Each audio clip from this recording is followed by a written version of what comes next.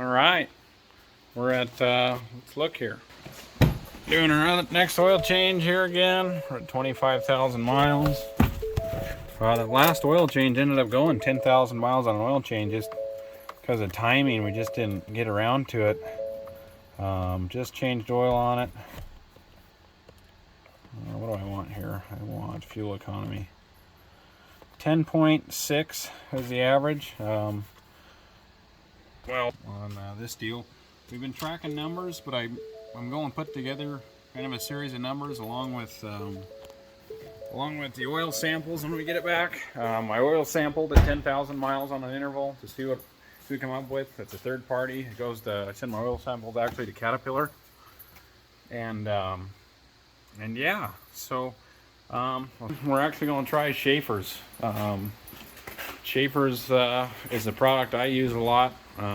I use it in all my diesel. You know, I do like the MOA product a lot, so I don't think that's a bad product at all, but we're going to give Sheaffers a try. Sheaffers is definitely a really good product. We're going to run it, and we've been watching fuel mileage close enough that we're going to see if there's an actual fuel mileage difference between this and running the other stuff. So we'll see if it makes that much of a difference. The big thing right now is why I really appreciate Sheaffers is I can get that oil. I'll put my contact for my rep down in the comments here after this video. Not in the comments, but in the description. And yeah, you give that guy a call, and he drop ships right to your door. So yeah, it's usually like 3-4 days. Usually I get whatever oil I need, 1540, gas engine oil, heavy diesel, rear ends, transmissions, all that stuff. It's all really good stuff, and their greases are really good. You know, not really good, in my opinion, they're the best. So you know, yeah, I can get oil that's on tap, ready to go. So that helps a lot right now. Let's see, so far, I'll talk about some problems that I've run into, not with this truck. We haven't had any problems with this truck yet. We're 25,000 miles pulling the trailer every single day. Every single day this thing pulls the trailer. Some problems I've had, a couple of people get a hold of me to ask if we've had the spark plug wire problem. Some people have had some fits with a couple of spark plug wires. I did see one video of one that ate a valve, which is pretty crazy, but it's the only one I've heard of yet. So obviously you're going to have problems, off ones here and there. So far this truck's been awesome. Fuel mileage is pretty good, you know, especially right now. So here in Colorado, this is the Love's numbers from the Love's truck stop, actually in Cheyenne, which is just up the road. We're really north Colorado here. So diesel up there is $4.98 a gallon. Gasoline is $3.89. That's 22% difference. So I did the math. This truck has been hanging out around 10.9. It's been pretty windy lately. I think that's why it came down to the 10.6. But anyways, these are numbers based off of a 10.9 average on this truck.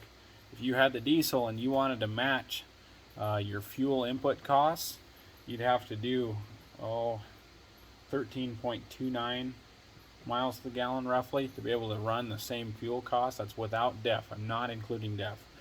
So you still are going to have the DEF charge on top of that. But yeah, you got to do about 3 to 4 miles a gallon better just to make that difference up in the fuel cost right now. Let's see. Other things I've had people question about. I get a lot of people that are like, that thing won't last. It won't make it 200,000. I was like, well, I think it will. I'm pretty sure it will. Like, I'd put money on it. I'd put more money on this motor than any of the diesels to make it a 200,000 working. You know, I've got another video where I kind of run through what I don't like about the new diesels. Don't get me wrong, there's a place for them. You know, I think the ideal world is a lot of highway miles and no idle time. So if that's something you're doing and you're pulling hard, you can keep those diesels going, but you got to be billing out pretty good to make up that difference. One, right now in your fuel charge, your fuel's more, you're paying for DEF, oil changes cost more, and your initial cost is way up there compared to this. When I bought this truck, you're looking at almost a $10,000 difference between the Power Stroke and this. So not only are you starting out $10,000 less, but right now oil changes are less. And if you watch my other video with the 6.7 Power Stroke that's pulling the trailer, very similar to when this one pulls, he was doing worse fuel mileage. It was a dually. You know, I'm not going to guarantee that. Don't get me wrong. There's a time and a place where diesels get better fuel mileage, but it's not that day and night. You know, it's not the 12 valve versus the 460 anymore. They've really done pretty good to bring the mileage up on these, and yeah, you know that the emissions killed the mileage. So sorry, but you got to get over it. The new diesels don't make the mileage they used to, and they do, but they make a ton of power, and so that's the big plus. Though, is they make a ton of power, but just like anything ever, you make a ton of power, your fuel mileage tanks. You know, so you got to take that into consideration when you're cranking out that kind of horsepower and torque. You know, like my grandpa says, you got to feed the ponies. You got to have the hay to feed the ponies, right? Or what's another one he's had? You got to pay to play. There's that one I've heard about 1,000 times. I've heard that I might as well pull my pants down and talk to my own ass instead of talking to you. Heard that one a time or two. It's unrelated, but you know, grandpa-isms. Anyways, nothing's crazy going on around. You can finally see a little bit of pulley wear going on. You know, for a truck that runs dirt roads a lot, I'm pretty impressed with how clean it stays under here. And you know, the big thing is just accessibility in all of this is just phenomenal, right? And that's you know, when mechanic bills come down the road later. And so back to the it won't last 200,000 miles argument is well, even if it didn't, let's say it didn't, it only costs, you can buy this crate motor turnkey with an alternator and everything ready to go in for $7,000. You can get on Jigs, you can just Google it and you can come up with one for that. If you're anybody and you know anybody up with a deal, you'll be able to get one for a little less even. You could R&R this motor. I guarantee a guy can do it in probably, oh, you know, it's hard saying because nobody's done it, but it's so much room to work in here. I bet it's a 10 to 12 hour job out and back in. If you lose one fuel pump or one injector or one turbo, your bill's going to be close to what it would cost to R&R this. So, you know, you're talking, you know, you could replace the entire engine, valve train, bottom end, pistons, and everything for less than you can do a little bit of top end work on a new diesel, you know, or even the DPF system. You have a failed DPF system, or you have an injector that screws off and then it plugs up your DPF. You're looking at like $5,000. You know, and anytime you touch a sensor in those things, you're looking at $1,000. If your DEF pump goes out, there's another 1,000 at least. And yeah, it's a horribly irrelevant argument to say that, oh, it won't last 200,000. Worst case scenario, it didn't. It still would be cheaper than fixing anything on a diesel. You know, so you got that going on. Trying to think of what other comments I've had. I've had some really cool people get a hold of me doing this deal. I'm really excited about it. I'm thinking about maybe getting a hold of a new Ranger and kind of putting it to work with the other service trucks and seeing how she does. You know, kind of the same deal on these. You get online and there's lots of good reviews, and Fast Lane Truck does a good review and things like that. But at the end of the day, if you're like me and you're exceptionally hard on stuff and seem to hang out around that overloaded area, there's no good reviews. There's nobody out there to say, hey, this thing can actually handle this load day in and day out, or here's how it handles itself bouncing through a field, or here's your actual fuel mileage once you decide to make it look cool with big tires, you know, stuff like that.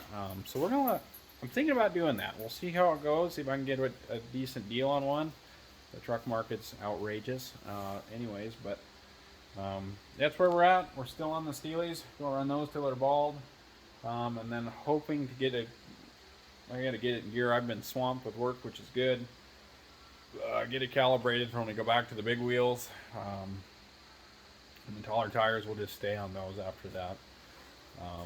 You know, we'll see, and then we get a more accurate fuel mileage difference. I get a lot of people throwing a fit that I use the little gauge in the dash, saying it's inaccurate. You know, they say mine reads too high and the diesel reads too low on that last comparison. A ton of that, and it's like, don't you think they're a little bit accurate? Like when I check my trucks that have had these, they're pretty close. Like that point something or whatever difference, I've never had it be like entire miles per gallon off. You know, so it's a little percentage here and there, but you know, if you're really worried about it, it'll be fine. You know, they're close enough. We're going, like I said, though, we are keeping good track of these. We did some other tests with some fuel additives in DPF trucks that run a route just like this, and the deleted truck. I'm gonna try to make a video just about additives that I've had success with and things like that. Yeah, that's to come. I don't think I need to include it in this video. Plus, I don't have all my data together, so I got to compile all the data, see what we come up with.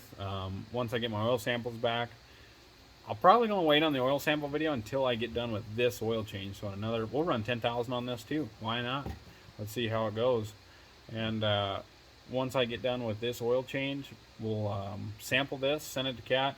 And when I get the first oil change data and the second oil change data, I'll make a video about that, and we can see what evaporated out of which oil and how it came back and what the material wear looks like, if there's any yet. You know, things like that.